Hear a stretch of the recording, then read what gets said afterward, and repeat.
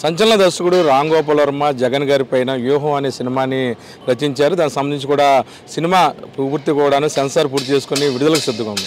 ఈ నేపథ్యంలో free release event శనివారం నాడు అంటే రేపు ఇందిరాగాంధీ మున్సిపల్ స్టేడియంలో నిర్వహిస్తున్నారు. దీనికి సంబంధించి ఏర్పాట్లు పరిశీలించడానికి విజయవాడకి ప్రత్యేక విమానంలో రామ్ గోపాల్ వర్మ వచ్చారు. ఇక్కడ ఈ ప్రాంతంలో జరుగుతున్న ఏర్పాట్లు ఆయన పరిశీలించిన అనంతరం ఐటీఎం కోసం ప్రత్యేకంగా మాట్లాడారు. ఈ సందర్భంగా ఐటీఎంతో మాట్లాడుతున్న రామ్ గోపాల్ వర్మ ప్రస్తుతం మనతో ఉన్నారు. దీనికి సంబంధించి ఏర్పాట్లు వచ్చే ఎన్నికల మీద ప్రభావం చూపే అవకాశం ఉందా? ప్రభావం అనేది నేను చెప్పలేనండి. ఎందుకంటే ఇప్పుడు సినిమా అనేది నేను అనుకున్న దాన్ని ఒక డ్రామాటిక్ ఆస్పెక్ట్లో నా కెపాసిటీ ఉపయోగించుకుని నేను ప్రొజెక్ట్ చేయడానికి ట్రై చేస్తాను. అది ఎంత జనాలకు అర్థమవుతుంది, మూవ్ అవుతారు అనేది అది చూసి చెప్పలేను నేను.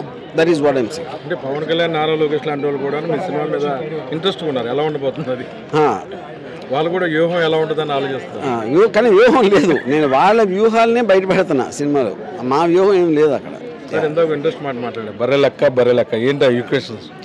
అదే అండి. ఇప్పుడు నా పాయింట్ అసలు కానీ మనకి ఊరు పేరు తెలియని ఒక ఆవిడ ఆల్మోస్ట్ బర్రెల్ని కొంచెం బర్రెలు కాపుదారి ఏమన్నా అంటారు. బర్రెలు చూసుకునే ఆవిడకి వచ్చిన ఒక ఎక్స్ట్రాడినరీ గుర్తింపు కానీ అదే చేసింది.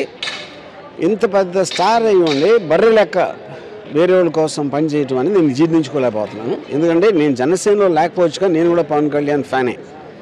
అప్పుడు ఆయన లీడ్ చేయాలి కానీ ఆయన ఒక బర్రె లెక్క వేరే వాళ్ళు వెనకాల వెళ్ళటం అనేది కరెక్ట్ కాదని నా ఫీల్. నారా లోకేష్ ఇంటర్వ్యూలో చెప్తూ ముఖ్యమంత్రిగా చంద్రబాబు ఉంటారు కాబట్టి పవన్ కళ్యాణ్ అనే వ్యక్తి ఆప్షన్ లేదన్నారు. ఆ విషయం మీద కాపు సంఘాలందరూ కూడా ఆగ్రహం వ్యక్తం చేస్తున్నారు. అంటే ఎందుకని అలాగా ఆయన ప్రజల్లో అందుకనే బర్రె లెక్క అంటున్నాను కదా నేను చెప్పేది దాని గురించి.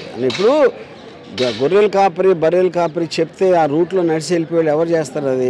అందుకనే బర్రె లెక్క అన్న. అది పాయింట్. అంటే 2024లో వీళ్ళందరూ ఉమ్మడిగా కలిసి వస్తే రాష్ట్ర రాజకీయాలు ఎలా ఉండబోతున్నాయి? ఉమ్మడిగా అది అంటే ఆ ఈక్వేషన్స్ నాకు సరే తెలియదు, నాకు అంత అవగాహన లేదు. బట్ ఐ థింక్ నాకు తెలిసి అంత జోక్ చేస్తారని నా ఫీలింగ్. ముగ్గురు వాళ్ళు కలిసి శీతాకాలంలో కూడా వేడి పుట్టిస్తుంది వ్యూహం సినిమా ఇటు రాజకీయాల్లో. ఈ వాతావరణం కూడాను ఎందుకని అంత ఇంపాక్ట్ మీ మీద ఉండబోతుంది? అంటే నాకు వేడి పుట్టించడం ఇష్టం.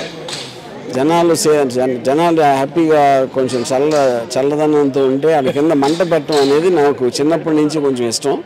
అది ట్రై చేస్తాను.